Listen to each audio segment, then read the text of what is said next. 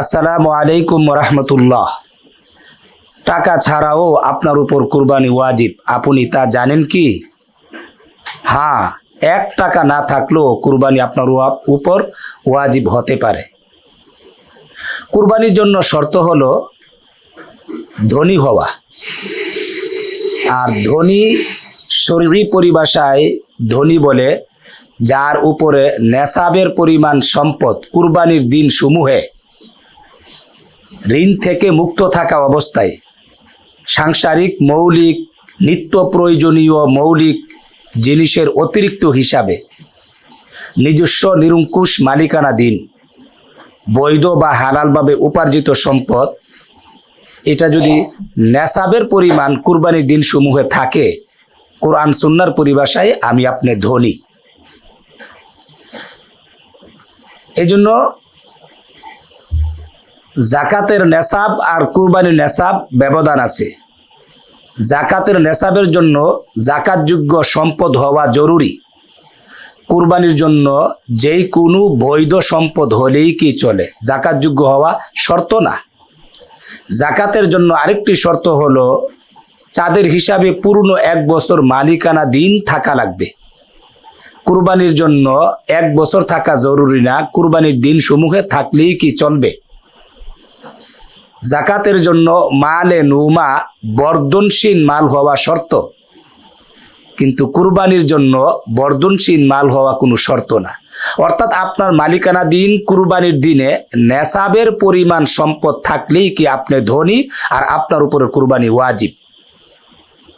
এবার সম্পদরা স্বর্ণও হতে পারে, রূপাও হতে পারে, নগদ টাকাও হতে পারে, ব্যবসায়িক পণ্যও হতে পারে।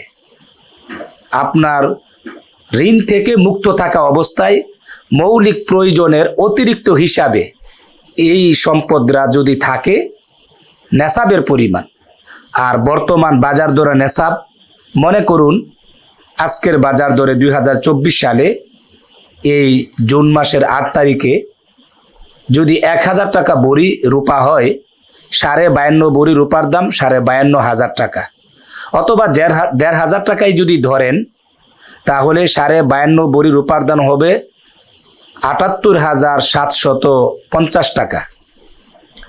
আর যদি আপনার 2,000 টাকা বড়ি ধরেন তাহলে 1,05,000 টাকা। 2100 টাকা বড়ি ধরলে 1,10,250 টাকা, অর্থাৎ বাজার অনুপাতে তার মূল্য হবে। তো মনে করেন 1,500 টাকা বড়ি যদি হয়, প্রায় 78,000 টাকার পরিমাণ সম্পদ টাকা, যদি 78,000 টাকার পরিমাণ আমার কাছে যদি কোনো ঋণ থেকে মুক্ত থাকা অবস্থায় সাংসারিক মৌলিক প্রয়োজনের অতিরিক্ত হিসাবে জিলহজ মাসের এই 10, 11, 12 এই 3 দিনের মধ্যে যদি আমার মালিকানাধীন থাকে, আমি নেসাবের পরিমাণ বলে গণ্য হব, আমি ধনী বলে আল্লাহর আদালতে গণ্য হব, আমার উপরেই কুরবানি ওয়াজিব বলে সাব্যস্ত হবে। অতএব নেসাবের জন্য নগদ টাকা থাকা জরুরি না, স্বর্ণও থাকতে পারে। কোনো সম্পদ নাই, শুধু স্বর্ণ যদি হয় তো 7.5 ভরি হওয়া শর্ত। কিন্তু স্বর্ণ অল্প আছে, কিন্তু জাকাত রূপাও আছে।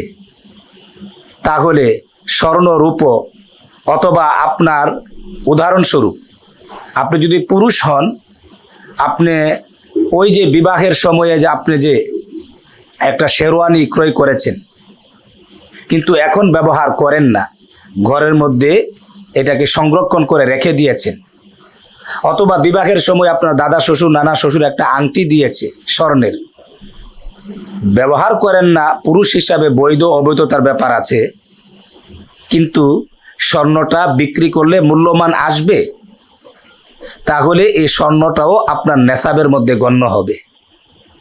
আপনার যদি মোবাইল 2টা থাকে, একটা মোবাইল আপনার প্রয়োজন, আরেকটা মোবাইল অতিরিক্ত, তাহলে অতিরিক্ত মোবাইলটা আপনার নেসাবের মূল্যে গণ্য হবে।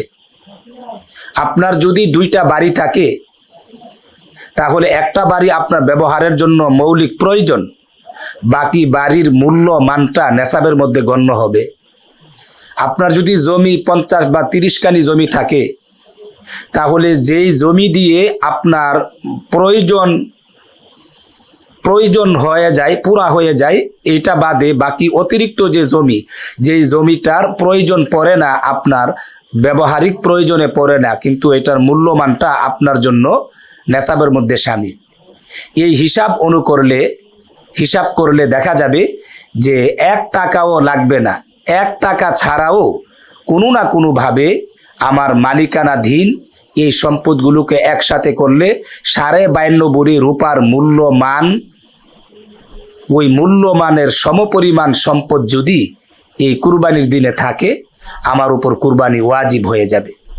ঠিক তেমনিভাবে আমরা মহিলা জাতীয়, তাদেরও দেখা যায় কিছু নগদ টাকা থাকে, অথবা কিছু রূপা থাকে, অথবা কিছু আধা ভরি 1 ভরি স্বর্ণ থাকে, অথবা কোনো ব্যবসায়িক মাল থাকে।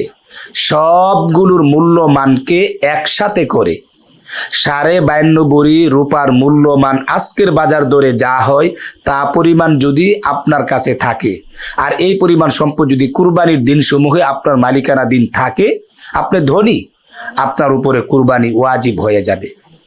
আশা করি আমরা কুরবানি কার উপর ওয়াজিব এবং নেসাব বলতে কাকে বোঝায় এবং টাকা ছাড়াও যে বিভিন্নভাবে আমাদের উপর কুরবানি ওয়াজিব হতে পারে, বিষয়টা বুঝতে পেরেছি। আসসালামু আলাইকুম ওয়া রাহমাতুল্লাহ।